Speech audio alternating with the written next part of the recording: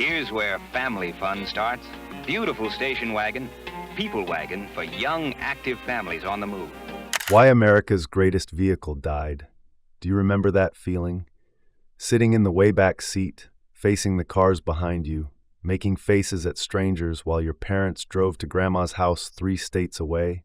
That backwards-facing third row wasn't just a seat. It was freedom. It was adventure. It was childhood captured in vinyl and safety glass. And the vehicle that gave us those memories was the station wagon. Here's something that might shock you. The American station wagon is basically dead. When was the last time you saw a brand new American-branded station wagon on a dealer lot? I'm guessing it wasn't recently. In fact, it was probably over 2 decades ago when the Chevrolet Caprice and Buick Roadmaster, the last American full-size wagons, were discontinued in 1996. Think about this for a second. In 1976, Americans had 62 different station wagon models to choose from. 62. That same year, wagons accounted for 10% of all vehicles sold in the United States, 972,212 units. For comparison, there are barely that many SUV models available today, and we all know how popular SUVs are. So how did we go from 62 models to 0 American-made wagons in just 20 years? How did a vehicle that seemed as permanent as baseball and apple pie just disappear? That's what we're here to figure out today. And trust me, this story has everything. Brilliant engineering, terrible timing, oil embargoes, and one of the most successful marketing campaigns in automotive history that convinced Americans they needed something else entirely.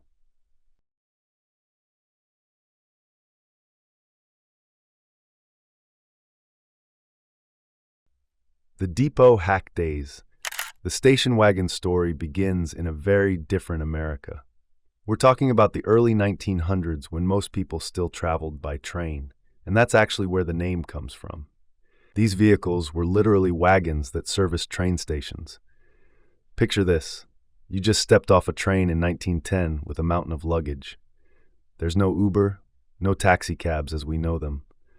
What you needed was something that could carry both you and all your belongings from the train station to wherever you were going. Enter the depot hack, basically a modified truck chassis with benches for passengers and open space for luggage. The word hack meant taxi, and they worked primarily around train depots. Hence, depot hack. The first real breakthrough came from Henry Ford, because of course it did. In 1910, Ford started selling bare Model T chassis for $700 to independent manufacturers who would then build wooden wagon bodies on them. Ford wasn't building station wagons themselves, they were just providing the mechanical bits. Small companies all over the country were crafting these custom wooden bodies. In fact, in 1909, there were 551 American car manufacturers. Can you imagine? Today we've got, 3 major ones? The transformation from depot hack to station wagon happened sometime between 1923 and 1929. Nobody knows exactly when, but by 1929, when Ford introduced the first station wagon from the American Big Three, the Model A wagon, the name had stuck. The Woody Era and Steel Revolution. Here's where things get interesting. In 1935, Chevrolet did something revolutionary. They built an all-steel station wagon. No more wood. Well, mostly no more wood. But here's the crazy part. It didn't catch on right away. People actually liked the wood. It made the wagons look expensive, prestigious even. In the 1930s and early 1940s, woody station wagons sold at a higher price than standard cars. They signified prestige. Ford wasn't about to let Chevy steal their thunder. In 1936, they opened their own wagon plant in Iron Mountain, Michigan. And this wasn't just any factory. It used raw material from Ford's own vast timber operations near Lake Superior. Ford literally owned their own forests. They were shipping complete wooden wagon bodies to assembly plants all over North America. But the Woody wagon had a dirty little secret. They were a massive pain to maintain. The wood needed constant attention. You had to varnish it regularly, make sure the joints were tight. Imagine having to refinish your car like it was a piece of furniture every year. No thank you. The real turning point came after World War II. In 1946, Willys, yes, the Jeep company, introduced something revolutionary. The first family-sized all-steel production wagon. Despite having fake wood-look sides painted on, this was huge. They kept the wood grain look because people still associated wood with quality, but structurally it was all steel. By 1949, the writing was on the wall for real woodies. Plymouth introduced the Suburban, an all-steel wagon that looked fantastic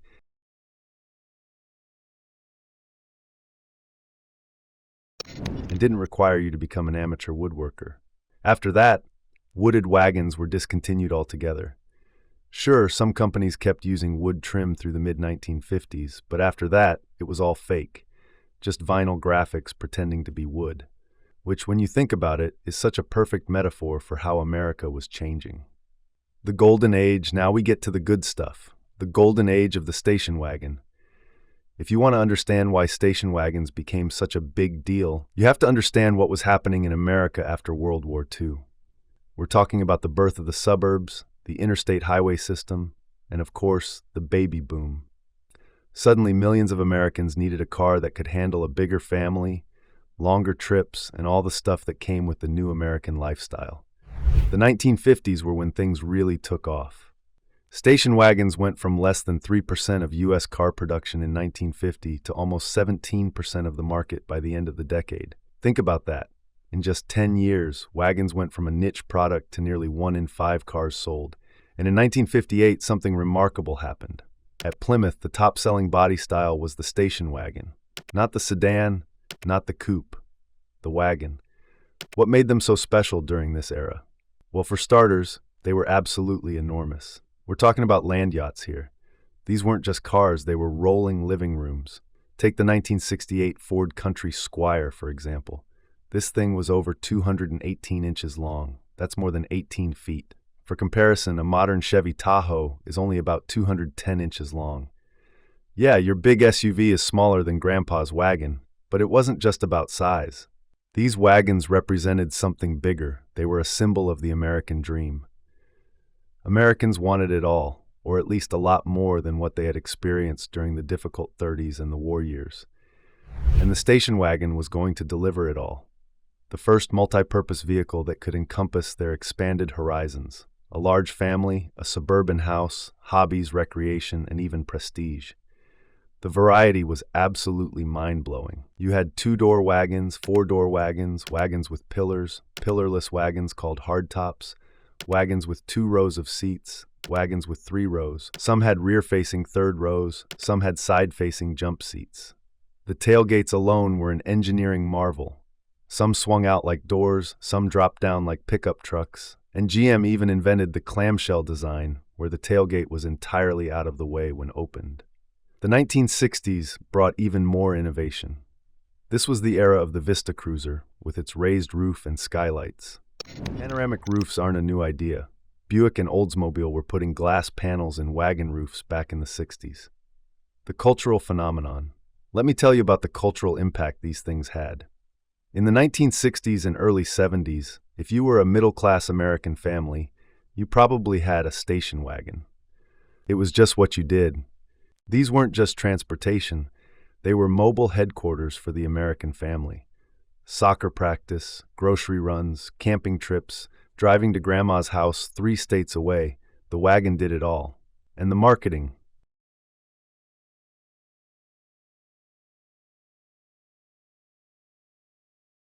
Oh man, the marketing was something else. Ford called their top trim wagons Country Squire to make you feel like some sort of landed gentry. Chrysler had the town and country. See, it could handle both your urban commute and your weekend escapes.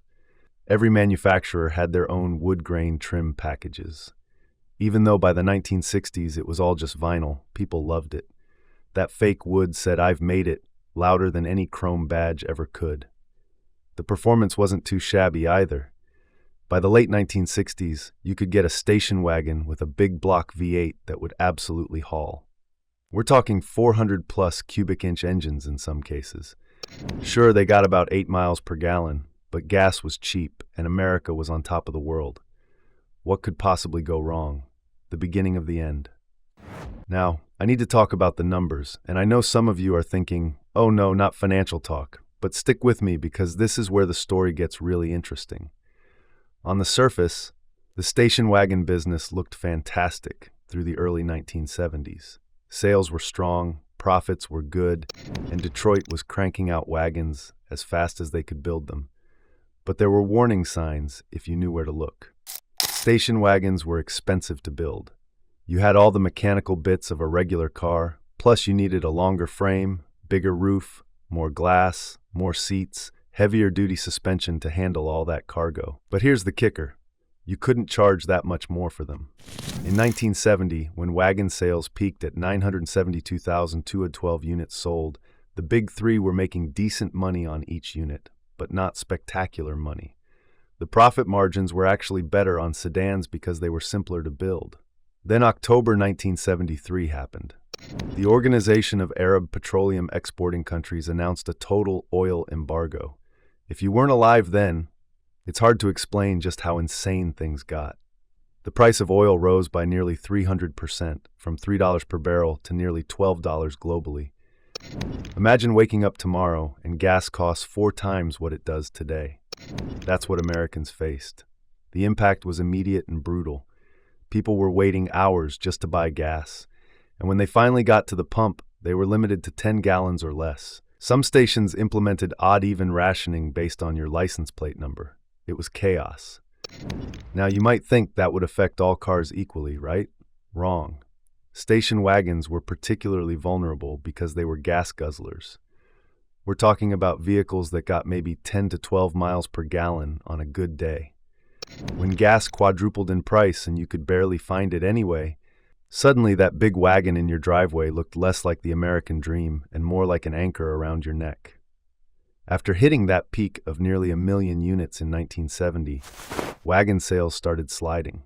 By 1974 and 1975, they had cratered. Chrysler saw the writing on the wall first. They completely discontinued their full-size wagons in 1978. Think about that. One of the big three just said, "Nope, we're done," and walked away from the full-size wagon market entirely. The real killer. But honestly, the gas crisis was just the beginning. The real killer was about to show up, and it came from an unexpected place. Chrysler, the same company that had just given up on full-size wagons. Lee Iacocca had just taken over at Chrysler, and the company was in deep trouble. They needed something revolutionary, not evolutionary. And in 1984, they unveiled it, the minivan. The Dodge Caravan and Plymouth Voyager changed everything.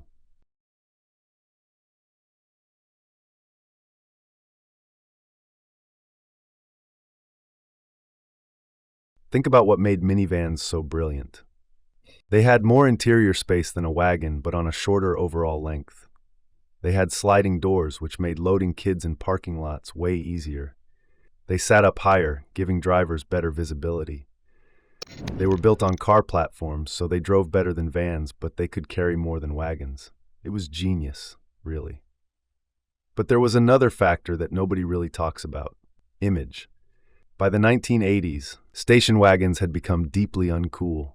They were associated with boring suburbanites, with conformity, with everything that was square about the 1950s and 60s.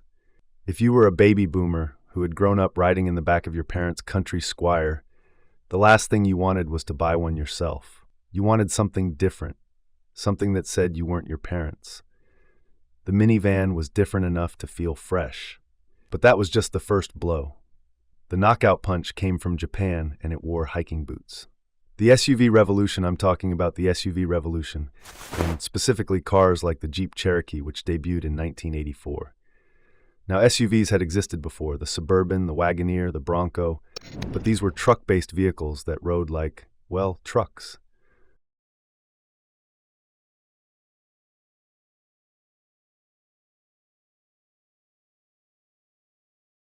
The Cherokee was different. It was smaller, had 4 doors, had a modern design, and critically, it was marketed as a lifestyle vehicle. You weren't buying a truck. You were buying into an image of outdoor adventure and capability. Then came the Toyota 4Runner in 1984, the Pathfinder in 1986, the Explorer in 1990. Each one took another bite out of the wagon market. By the early 1990s, the writing wasn't just on the wall. It was in neon lights. Let me give you some perspective on how complete the collapse was. By 2004, there were just 26 wagon models available, including 2 from Ford, 1 from Chrysler, and 1 from General Motors. By 2016, there were only 8. The last gasps were particularly sad to watch. The Ford Taurus wagon was discontinued in 2005, the Focus wagon gone by 2008. GM held on the longest with the Caprice and Roadmaster, but even they threw in the towel in 1996. The final insult? Many of these last wagons were just rebadged versions of each other. The Caprice, Roadmaster, and Olds Custom Cruiser were basically the same car with different grills. The perfect storm. What really sealed the wagon's fate was a perfect storm of factors. First, CAFE standards, corporate average fuel economy, made it harder for manufacturers to justify building big, thirsty wagons. But here's the crazy part. Trucks and SUVs had different, more lenient standards. So manufacturers could build a Suburban that got worse mileage than a Caprice wagon, but face less regulatory pressure. Talk about perverse incentives. Second, the profit margins on SUVs were insane. An Explorer cost maybe $1,000 more to build than a Taurus wagon, but sold for $5,000 to $10,000 more. If you're running a car company and you can only build so many vehicles, which one are you going to choose?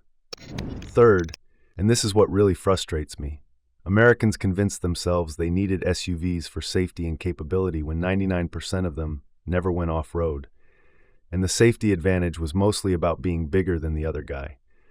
We traded practicality for perception, and the wagon paid the price. What we lost. You know what made wagons special?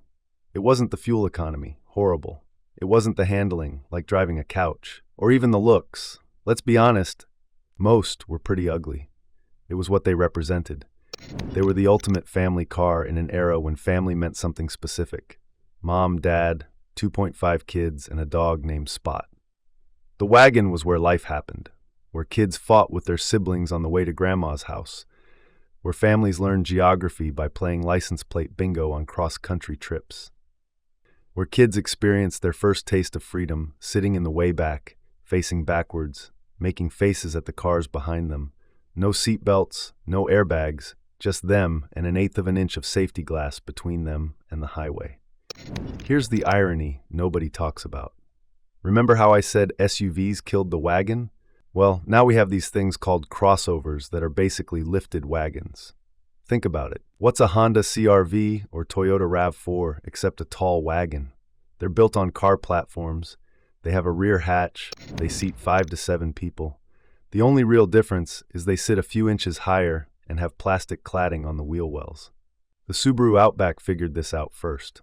When it launched in 1994, it was literally just a legacy wagon with a lift kit and some rugged styling. But Subaru was smart. They marketed it as something new, not as a wagon, and it worked. All-wheel drive for excellent handling, responsiveness, and an extra margin of safety. Subaru Legacy, and the legendary dependability of America's best-selling all-wheel drive sedan and wagon. The Outback is one of Subaru's best sellers, proof that Americans will buy wagons as long as you don't call them wagons. My question's for you. So here's what I want to know. Do you remember riding in a station wagon when you were younger? What model was it? Did your family have the classic country Squire with the wood paneling? Maybe a Volvo wagon for you safety-conscious folks? Or were you one of those lucky kids who got to ride in a Vista Cruiser with the skylights? What do you think really killed the wagon? Do you agree with my theory that it was a combination of the oil crisis, minivans, and SUVs? Or do you think there's more to it? And here's the question I really want you to think about. Do you miss having real station wagons as an option? Or do you think crossovers and SUVs are just better? Because I'll be honest, I'm torn. My brain knows that modern vehicles are safer, more efficient, and more capable. But my heart misses those long, low wagons with their ridiculous fake wood and backwards-facing seats. Would you buy a wagon today if they made them? And I mean a real wagon, not a lifted Outback or a Mercedes E-Class that costs more than a house. Something like a modern country Squire with 3 rows of seats, a big V8, or maybe a hybrid setup, and yes, fake wood paneling. Would that interest anyone, or have we moved too far past that era?